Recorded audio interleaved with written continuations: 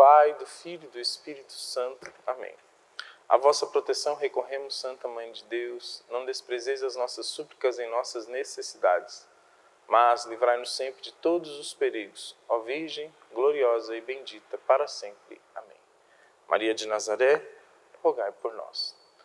Dando sequência ao nosso curso em busca da intimidade, hoje nós vamos partilhar mais um pouquinho de um trecho do livro do padre Reginaldo Garrigou-Lagrange. Hoje nós vamos chegar no último capítulo da primeira parte deste tomo 1, né? Tem o tomo 1, tomo 2, hoje é o capítulo 12, que é o último capítulo da primeira parte do livro, onde esse livro vem falar para nós sobre a direção espiritual, né? Algo tão presente na igreja desde seus primórdios, né? A igreja sempre teve, né, na sua essência, a direção espiritual, né? Irmãos que se dispõem a ajudar outros irmãos, irmãos que recebem uma graça de estado para estar junto com outros e levar esses outros a sua vida espiritual numa forma plena e num crescimento, numa ascese. Isso é a direção espiritual. Santos, homens, né, que marcaram a história do cristianismo, todos, em determinado momento, citavam seus diretores espirituais, as pessoas que os formavam, as pessoas que os conduziam, os seus guias mesmo, na sua caminhada rumo à santidade. E o que é que o livro diz para nós? Entre os meios exteriores de santificação, é preciso incluir a direção espiritual. A direção espiritual, então, é um meio de santificação, né, para sermos santos. A grande meta da nossa vida, se nós pensarmos em toda a história da salvação, toda a história do povo de Deus, em toda a história do próprio Cristo, né, que se encarna e se revela a nós em plenitude, toda essa história é a história da salvação do ser humano. Deus, desde a criação, né, ele quis uma intimidade com o ser humano profunda. Com a queda, a meta de Deus foi pegar de volta essa intimidade, né? Então, ele cria o homem para ser íntimo de si, para viver uma comunhão plena consigo mesmo, né? Deus e o homem. E, de repente, o homem cai, ele peca. A partir desse momento, Deus quer salvar o homem para ter de volta essa comunhão com o homem. Então, todos os acontecimentos na história, né, dos profetas, né, a preparação do povo para a vinda do Messias, o Messias, que é o nosso Deus encarnado, tudo isso Deus fez para nos salvar. E também nós precisamos entender que esse é o grande projeto de Deus para a nossa vida. Que o grande projeto de Deus para a minha vida, para a sua vida, é a nossa salvação, é a nossa santificação. Que a busca da intimidade, que a busca de um crescimento espiritual, ele tem como fim a nossa santificação. Por isso, a direção espiritual também é parte deste caminho, né, de santificação do ser humano. É um meio exterior para a santificação do ser humano. E a gente precisa entender a importância desses meios para nos santificar. Portanto, a direção espiritual ela ocupa um espaço importantíssimo para nos santificar. E o que vai dizendo? Primeiro, o padre vai falar da necessidade da direção espiritual. E aí eu quero ler no livro porque o autor ele não fala de si. Ele não fala nada que ele pensa. Ele cita vários santos da igreja, vários doutores. E eu quero, por isso, ler, porque eu quero pegar o que cada um desses santos, papas, doutores disseram, né? Ele começa dizendo assim: sem ser um meio absolutamente necessário, a santificação das almas, a direção é para elas o meio normal de progresso espiritual. Ao constituir a igreja, nosso Senhor quis que os fiéis fossem santificados pela submissão ao Papa e aos bispos, enquanto foro externo, e enquanto foro interno, aos confessores, que indicam os meios para não recaírem no pecado e para progredirem na virtude. Ou seja, o que a gente tem na igreja fora, a obediência que a gente tem que ter ao Papa, aos bispos, é algo exterior. Mas o que está dentro de nós precisa ser ordenado por um diretor espiritual. E aí ele cita o Papa Leão XIII primeiro, né? acompanhado de Cassiano e São Francisco de Sales, lembra a esse respeito que o próprio São Paulo recebeu uma orientação do Senhor. Quando ele se converteu, Jesus, em lugar de lhe revelar imediatamente seus desígnios, enviou a Ananias em Damasco para ouvir de sua boca o que devia fazer. Aqui o Papa Leão XIII, Cassiano e o próprio São Francisco de Sales citam, todos os três citaram nos seus escritos, que até São Paulo, quando ele tem lá o encontro com Deus, quando ele cai do cavalo, quando ele fica cego, Jesus não quis falar tudo para ele, mas o quis levar a um guia, que foi Ananias. Ele disse, vai até Ananias, e Ananias foi quem direcionou São Paulo. Então ali já a primeira mostra para nós que nós não podemos andar sozinhos, né? Não temos que caminhar sozinhos. Aí São Basílio diz, ponde todos os vossos cuidados e dedicai a maior circunspecção em encontrar um homem que vos possa servir de guia, muito seguro no trabalho que quereis empreender de uma vida santa. Escolhei de tal modo que ele saiba mostrar às almas de boa vontade o caminho reto para Deus. Ele diz em outro lugar também, é um grande orgulho acreditar que não se precisa de conselhos. Então, São Basílio fala que a gente tem que encontrar alguém para nos ajudar e fala que é um grande orgulho quando a gente acha que não precisa de um guia espiritual. O que acontece hoje em dia é que as pessoas elas não escolhem uma pessoa para ser o seu diretor, o seu formador. Elas saem escolhendo vários. Naquilo que me convém eu escuto fulano, naquilo que me convém eu escuto ciclano. E isso não tem sentido.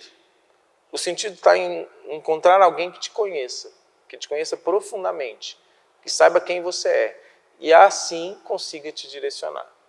Que te diga sempre a verdade, que seja uma pessoa que busque o mesmo objetivo que você, que é a santidade, mas que não tem medo de conduzir você, por mais que às vezes você não goste do que ele vai dizer. E você também não ter medo de deixar que alguém te conduza. Tem um testemunho interessante na nossa vida comunitária, porque na comunidade a gente não tem um diretor espiritual, né? Na consagração, na comunidade não temos, nós temos um formador pessoal, que é, em certa medida, um diretor espiritual, mas que também ajuda na formação comunitária. Ele é alguém que trata tanto da nossa vida espiritual, mas também da nossa vida comunitária. Então ele é um diretor espiritual e um formador comunitário. Então por isso ele chama formador pessoal. E essa pessoa tem uma graça de Estado para poder nos direcionar e nos ajudar. É alguém com quem eu posso contar, né? É uma graça a gente ter isso na vida comunitária. Se você é de uma comunidade, se você participa, a sua comunidade precisa ter isso, né? Com clareza, esta pessoa que caminha individualmente junto com outra. É alguém que entra na vida pessoal e que nos ajuda a caminhar. Isso é importante, tanto para quem é de comunidade, mas para todo aquele que quer ser santo. Eu quero ser santo, então eu preciso de alguém. Preciso de um confessor, de um diretor espiritual, de um formador, de alguém que vai me conduzir. Porque sozinho é orgulho demais, diz São Basílio, né? Acreditar que a gente não precisa disso. Depois São Jerônimo escreve, não seja você mesmo o seu próprio mestre e não se comprometa sem um guia em um caminho inteiramente novo para você. De outro modo, bem depressa, você se desviará. Não seja você mesmo seu guia, porque senão você vai se perder. Mas arrume alguém. Depois, Santo Agostinho diz, como um cego não pode seguir o bom caminho, nem um condutor, ninguém pode caminhar sem um guia espiritual. Ninguém é bom juiz em causa própria, em consequência do orgulho secreto, que nos pode desviar do caminho reto. Santo Agostinho aqui é maravilhoso. Ele traz o sentido. Porque o formador, o diretor espiritual é aquele que vai dizer o que está certo, o que está errado, o que você tem que fazer, o que você não tem que fazer, o que você precisa mudar, o que você não precisa mudar. Ele vai meio que ser uma pessoa que vai julgar as suas atitudes, né, as suas moções, as suas espiritualidades, mas julgar de forma objetiva. Se você não tem essa pessoa, você se torna próprio juiz de si mesmo, você sempre vai olhar para aquilo que às vezes mais te convém, né? E nem tudo nos convém, de São Paulo. Então, se eu olhar só para aquilo que me convém, nem tudo me convém. Então, há uma necessidade. Depois, Cassiano diz que aqueles que se apoiam em seu próprio julgamento jamais chegará à perfeição e não poderá evitar as armadilhas do demônio. Ou seja, aquele que se apoia em si mesmo, jamais vai conseguir, né? E ele conclui ainda, o Cassiano: melhor meio de triunfar das tentações mais perigosas consiste em manifestá-las a um sábio conselheiro, que tem a graça de estado para nos esclarecer. Então, o melhor meio para eu vencer uma tentação, para eu vencer o pecado, para eu crescer é contar para alguém que eu estou vivendo. Alguém que tem a graça de estado para me conduzir. Aí eu acho que vale a pena a gente parar para pensar, porque às vezes nós achamos as pessoas distantes, não vão me entender. Às vezes nós já achamos que as pessoas, ou a pessoa que a gente às vezes tem ali, ou a comunidade me indicou, ou eu procurei, achamos que aquela pessoa não será capaz. Mas é melhor você estar com alguém limitado, mas que tem um reto coração, do que estar sozinho. Porque sozinho você pode se perder. Agora, de fato eu faço um parêntese, e eu acho importante dizer isso. Você precisa ver quais são os princípios da pessoa que vai te formar. Na comunidade, por exemplo, quem forma sempre é alguém que está há mais tempo, que já conhecemos melhor, que já caminha conosco, então a gente consegue já perceber uma maturidade dos princípios. Os princípios de santificação, os princípios dos valores, os princípios da doutrina da igreja. Se tudo isso está enraizado na pessoa. Porque às vezes também a gente pode arrumar um diretor espiritual, e tem muito risco disso, que já perdeu certos princípios. E aí ele pode achar que os seus princípios são princípios ultrapassados, conservadores demais. Não, a gente precisa de alguém que tenha princípios retos, firmes e que sejam em consonância com o autêntico magistério da igreja, né? Com aquilo que a igreja diz para nós, enquanto pecado, enquanto valores, enquanto sentimentos, enquanto tudo. Porque a igreja tem resposta para tudo isso.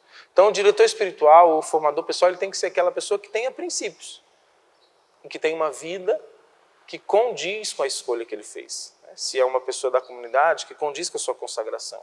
Se é um sacerdote, que condiz com o seu sacerdócio. Ou seja, a vida do diretor espiritual precisa falar também. Não pode ser só o que ele vai te dizer.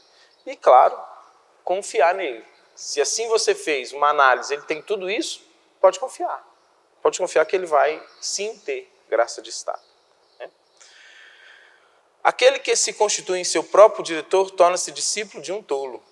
Aquele que se constitui seu próprio diretor torna-se discípulo de um tolo. Para mim, declaro que é mais fácil e mais seguro comandar a muitos outros do que me conduzir sozinho. É mais fácil eu ser diretor dos outros do que me conduzir sozinho. Muito forte isso. No século XIV, São Vicente Ferrer, em seu tratado, da vida espiritual, ele fala: nosso Senhor, sem o qual nada podemos, jamais concederá sua graça àquele que, tendo à disposição um homem capaz de instruí-lo e dirigi-lo. Negligencia esse poderoso meio de santificação, crendo que se bastará a si mesmo e que pode, por suas próprias forças, procurar encontrar as coisas úteis da salvação. Aqueles que têm um diretor ao qual obedece sem reservas em tudo, chegará ao objetivo bem mais facilmente e mais depressa do que poderia fazer inteiramente só, mesmo com uma inteligência muito viva e livros sábios em matéria espiritual.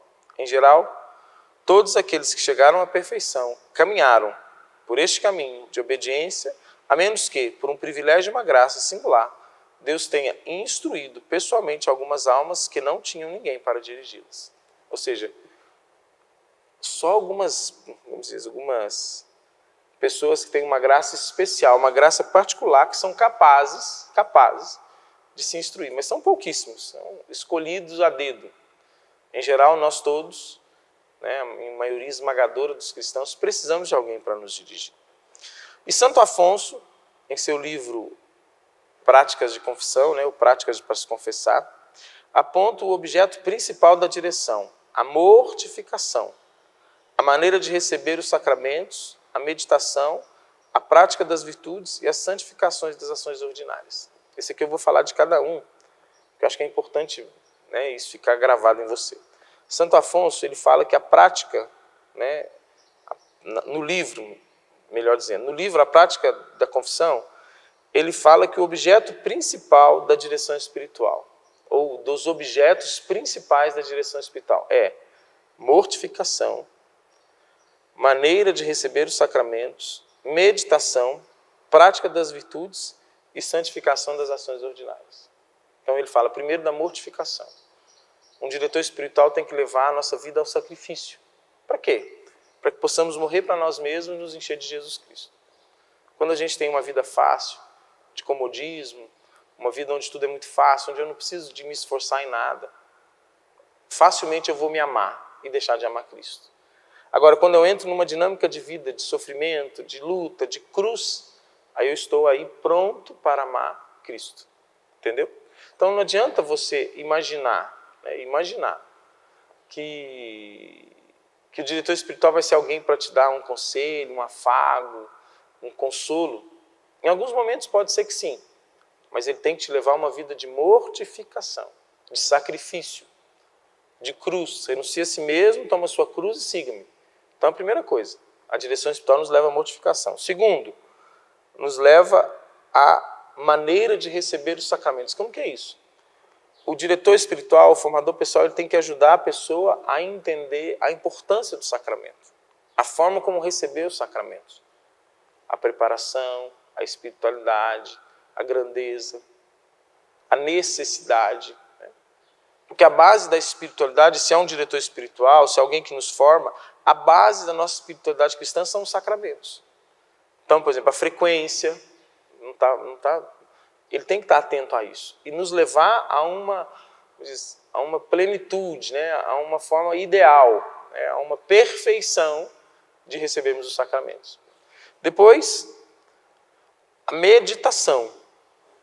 O diretor, o formador pessoal, ele precisa ajudar o seu formando, o seu dirigido, né?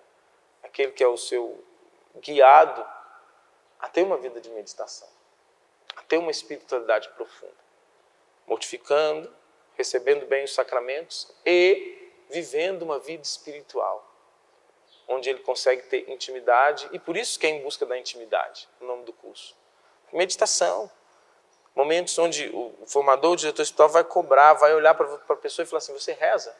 Você reza todos os dias? Você está rezando? Ou você é uma pessoa que está assim, eu rezo quando dá? O diretor, o formador pessoal, ele tem que ser alguém que está atento a tudo isso, né? E levar a pessoa à meditação. O quarto é a prática das virtudes. O que é a prática das virtudes? E como que é essa prática? É fazer do seu dirigido, do seu formando, do seu guiado, alguém que cada dia mais cresce na perfeição do Evangelho, que se torna uma pessoa mais virtuosa, que tenha mais fé, que tenha mais esperança, que tenha mais caridade, que cresce, uma vida de crescimento, um processo de amadurecimento na vida virtuosa, né? E contrário aos vícios. Então, se ele vai me levar às virtudes, ele tem que me tirar dos vícios. Aí vem a questão dos pecados. Por exemplo, um formador, um diretor espiritual, ele tem que estar atento sempre se a pessoa não permanece muito tempo no mesmo pecado. Isso é contrário às virtudes. A pessoa ela tem essa vida, esse pecado a vida inteira, porque coitada, ela não dá conta. Então, ele não está fazendo ela crescer. Naquela hora ele tem que chamar a atenção dela, ele tem que cobrar daquela pessoa e dizer, olha, é preciso seriedade, é preciso vencer o pecado, é preciso melhorar, é preciso crescer nas virtudes. Então, a vida virtuosa, né, a busca pelas virtudes, a prática das virtudes, que diz no livro, ela precisa ser algo que o diretor espiritual e que o formador pessoal, o guia espiritual, tem que estar atento. Espera aí, até hoje, se você está com esse pecado, você repetiu de novo essa atitude, mas você não cresceu, mas você continua murmurando, mas você continua sendo injusto, mas você continua pecando contra a castidade. Aí ele vai estar atento a uma verdadeira ascese, que é uma mudança de comportamento. A verdadeira ascese não é só na vida espiritual, é também numa mudança de comportamento. E por fim, no quinto, Santo Afonso vai dizer da santificação das ações ordinárias. Se a meta é sermos santos, eu preciso ter, todos os dias, em todos os momentos, em todas as minhas atividades, algo que me santifique. Então não dá, por exemplo, para eu trabalhar num trabalho que me tira da santificação. Não dá, por exemplo, para eu ter atitudes no meu dia a dia, seja na minha família, na minha casa, né, aonde eu estiver com os meus amigos, que não me santifiquem. Então o formador pessoal, o diretor espiritual, ele entra em tudo. Aí vem uma questão importantíssima, que é a abertura para que o meu formador, para que o meu diretor, para que o meu guia entre em tudo na minha vida.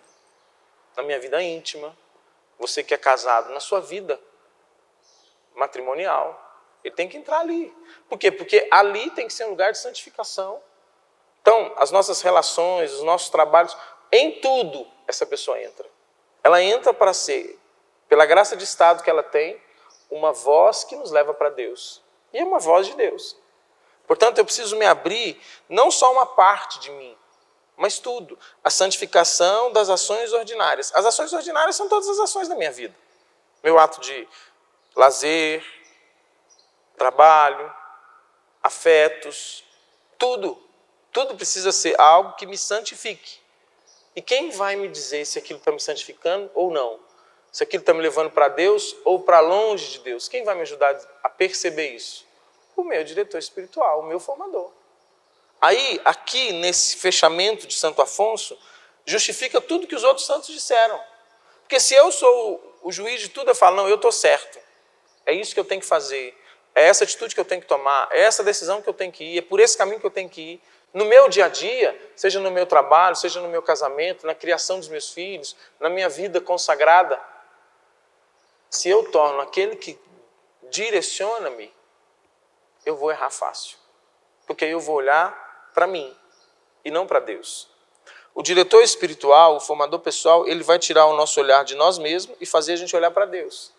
E aí a coisa vai ser bem conduzida. Por quê? Porque aí, por exemplo, num problema que eu tenho no meu casamento, eu vou para o meu diretor espiritual, ele vai conseguir me fazer olhar para Deus e perceber o meu erro. Agora, se sou eu mesmo que julgo, eu vou às vezes dizer que a minha esposa que está errada, que ela que não sabe, que eu estou certo, porque eu vivo isso e aquilo. E aí eu vou me tornando uma pessoa cada vez mais cheia de mim mesmo.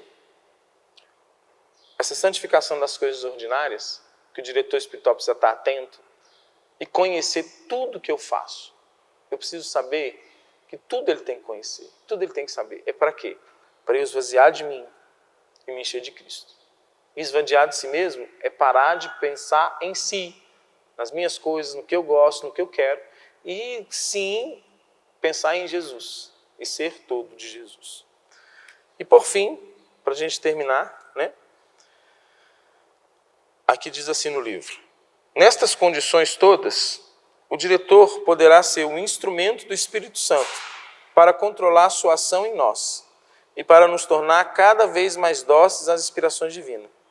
Assim avançaremos de verdade pelo caminho estreito que se alarga cada vez mais ao nos aproximarmos da infinita bondade de Deus, para a qual Ele nos conduz. Ou seja, em tudo isso que eu disse, eu preciso entender que o meu diretor, o meu formador, ele é um instrumento do Espírito Santo para controlar a ação do Espírito em nós e para nos tornar cada vez mais dóceis às inspirações divinas, ou seja, à vontade de Deus. Cada vez mais dócil ao que Deus quer. E assim avançaremos de verdade pelo caminho estreito. Ou seja, Ele vai nos conduzir nesse caminho estreito, não nos deixar desanimar, nos fazer encarar as dificuldades e, cada vez que a gente se aproximar de Deus, esse caminho vai se alargando. Porque cada vez mais que eu me conformo e que eu amo a vontade de Deus, mais a coisa se torna leve, suave, né? Porque o meu jugo é suave e meu fardo é leve. Cada vez que eu me conformo com o que Deus tem para a minha vida, o jugo, o fardo se tornam suave e leve. Agora, quanto mais eu corro e me encho de mim mesmo, mais pesado fica, mais estreito fica o caminho. E termino fazendo um grande apelo a você. Um apelo mesmo. No término dessa primeira parte do nosso livro, procure alguém. Alguém que realmente tenha uma postura, uma vivência para dirigir a sua vida. Você que é de uma comunidade, se abra ao seu formador. Não se feche. Deixe que ele entre no mais íntimo do seu coração.